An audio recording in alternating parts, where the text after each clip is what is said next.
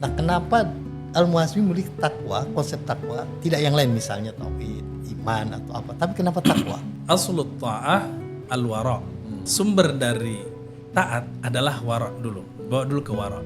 Wara ini adalah sikap bagaimana kita harus berhati-hati, menjaga diri. Misalnya Bang Sahal ajak, yuk main yuk di situ tuh. Lumayan kan cuci mata. Iya. Oh saya nggak berani Iman saya masih lemah. Paling saya ketemu itu langsung katakan astagfirullah. Allah gaya-gayaan. Pro dia aja lebih taat dari ente. Dia datang main ke sono. Oh, iman dia lebih tinggi. Dia kalau ngeliat yang bening-bening dia akan bilang itu masya Allah. Lah itu Adli lebih tinggi lagi, itu gimana itu? Kok itu lebih sakti lagi. Kalau saya astagfirullah, Om Rodi masya Allah, dia langsung insya Allah. Nah di wilayah wara ini orang berhati-hati bukan hanya pada yang sifatnya haram tetapi bahkan yang mubah. Baru dia masuk di situ bahwa sumber dari wara itu adalah takwa.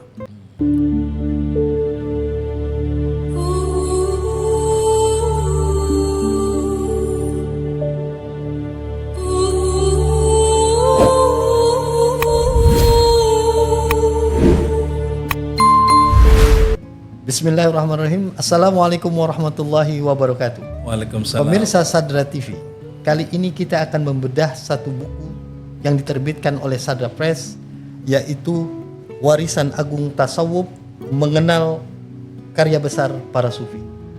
Buku ini merupakan antologi dari 11 karya besar para sufi yang diulas oleh para pengulasnya yang saya kira sangat otoritatif di bidangnya.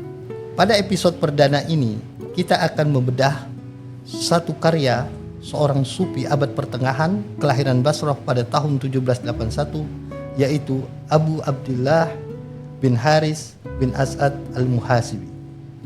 Al-Muhasibi adalah tokoh sufi abad pertengahan di mana ajarannya lebih menekankan pada aspek disiplin jiwa. Bahkan dalam karya magnum opusnya Ar-Ri'ayah li Hukukillah, sebuah karya yang akan kita diskusikan saat ini, dianggap karya yang mengembangkan paling ketat soal psikologi moral dan berpengaruh dalam tradisi sufi. Nah, untuk mendiskusikannya lebih lanjut, telah hadir bersama kita narasumber kita, yaitu Ustadz Fahrudin Mukhtar. Assalamualaikum Ustadz Fahrudin. Waalaikumsalam Bang Sahal, terima kasih. Ustadz Fahrudin, hari ini kita akan membedah satu karya sufi, yaitu Al-Muhasibi, dengan judulnya Ar-Ri'ayah li Hukukillah. Nah, Ar-Ri'ayah li Hukukillah ini kan dianggap karya nggak begitu populer ya, bahkan cenderung terlupakan gitu. Nah, apalagi kalau dalam konteks keindonesiaan, karya ini adalah karya yang tidak termasuk daftar list karya-karya yang diajarkan di pesantren-pesantren di Indonesia. Itu mengutip pandangan Martin van Vincent itu, Islamolog dari Belanda itu. Nah, lalu pertanyaannya adalah seberapa penting karya Al-Muhasibi Ar-Ri'ayah li Hukukillah ini kita bahas dalam tradisi sufi. Sebelum spesifik ke Ar-Ri'ayah, izinkan saya sedikit melihat dalam bingkai yang lebih besar bahwa apa sih arti penting kita sampai membahas karya-karya ini. Kalau tidak salah ada berapa karya di sini? 11. Ada 11 karya di sini di dalam buku ini yang diterbitkan oleh Sadra Press ini. Dan Ar-Ri'ayah adalah yang pertama yang dipilih. Kalau kita lihat berbeda dengan beberapa disiplin Islam lainnya, salah satu yang paling kontroversi dan tidak begitu mudah diterima oleh sebagian orang adalah ilmu tasawuf. Kenapa? Karena ilmu tasawuf ini banyak diselubungi dengan orang yang memandang ini bertentangan dengan syariat. Atau mungkin yang lain menganggap ini mengejar kesaktian saja dan yang lain-lain. Dan jawabannya sama seperti yang disampaikan oleh Bang Sahal tadi.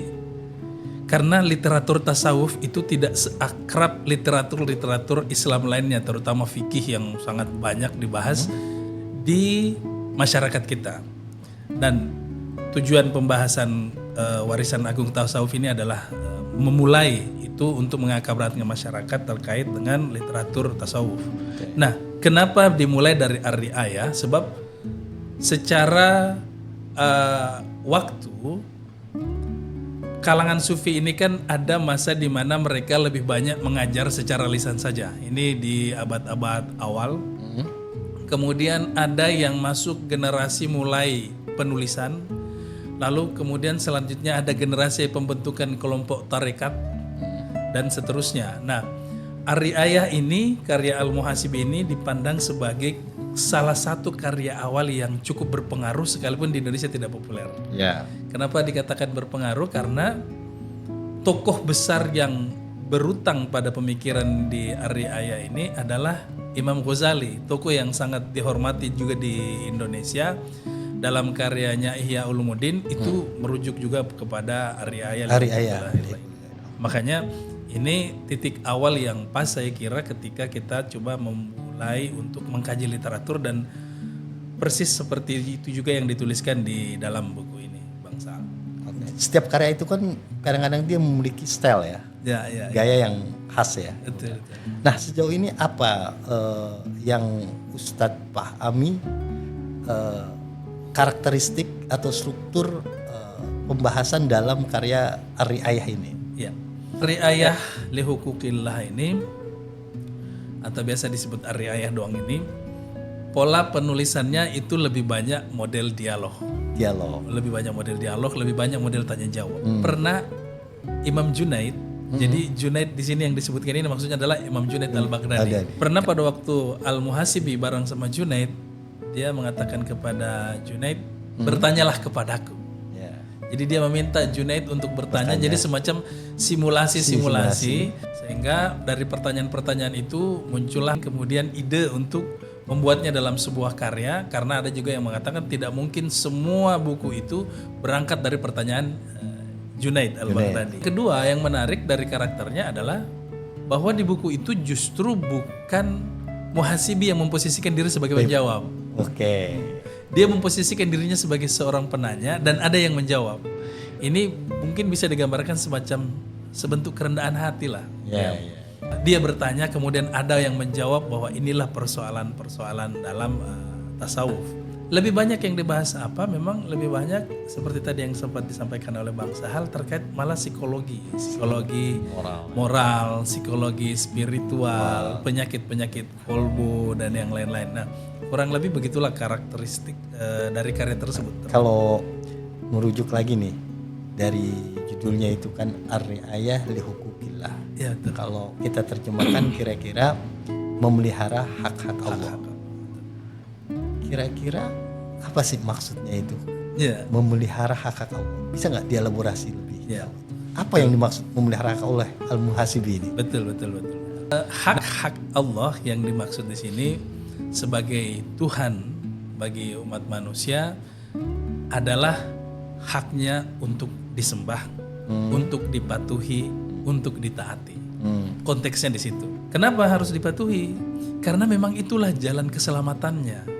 Bagi umat manusia, kalau Anda ingin selamat, sadarlah bahwa Anda itu sebenarnya di bawah kendali Tuhan. Karena itu kalau mau selamat, maka patuhlah kepada yang mengendalikan itu. Pada penciptamu, pada yang pemberi regulasi kepadamu. Disitulah hak-haknya Allah. Dalam konteks yang lebih mudah kita pahami, bahwa kata kuncinya itu ada pada takwa. Jadi takwa inilah bentuk manifestasi dari hak-hak Allah itu. Dan memang ada ayat Al-Quran yang menggambarkan seperti dikatakan Muhasibi tadi, bahwa mematuhi hak-hak Allah, memelihara hak-hak Allah atau bertakwa akan membawa kebahagiaan. Misalnya dalam Al-Quran dikatakan, wa may yattaqillaha yaj'al lahu makhraja. Barang siapa yang bertakwa kepada Allah, maka Allah akan jadikan jalan keluar baginya.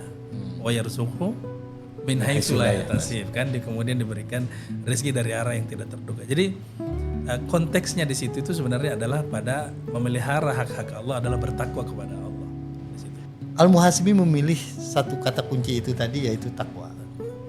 Nah, kenapa Al-Muhasibi memilih takwa, konsep takwa, tidak yang lain misalnya tauhid, iman atau apa, tapi kenapa takwa atau ihsan itu? bisa nggak dijelaskan kenapa Al-Muhasibi kok milihnya kata takwa? Bahkan dikatakan takwa lah yang paling fundamental gitu ya. Muhasibi melihat takwa ini adalah fondasi semuanya. Aslut ta'ah al-wara. Jadi sumber dari taat adalah wara dulu. Bawa dulu ke wara. Wara ini adalah sikap bagaimana kita harus berhati-hati, menjaga diri. Bukan hanya pada hal yang jelas diharamkan, bahkan pada hal yang mubah pun dia sudah berhati-hati. Konteksnya begitu. Misalnya Bang Sahal ngajak, yuk main yuk di situ tuh, happy yuk. Aduh, saya nggak berani nggak usah. Lah lumayan kan cuci mata. Oh nggak bisa, saya nggak bisa. Justru karena itu saya takut melihat yang bening-bening. Iman saya masih lemah. Paling saya ketemu itu langsung katakan astagfirullah. Allah gaya-gayaan. Bro dia aja lebih taat dari ente. Dia datang main ke sono. Oh, iman dia lebih tinggi. Dia kalau ngelihat yang bening-bening bagi dia itu keindahan. Dia akan bilang itu Masya Allah. Lah itu Adli lebih tinggi lagi, itu gimana itu? Kok dia tetap aja datang? Oh itu lebih sakti lagi. Kalau saya astagfirullah, Om Rodi Masya Allah, dia langsung Insya Allah.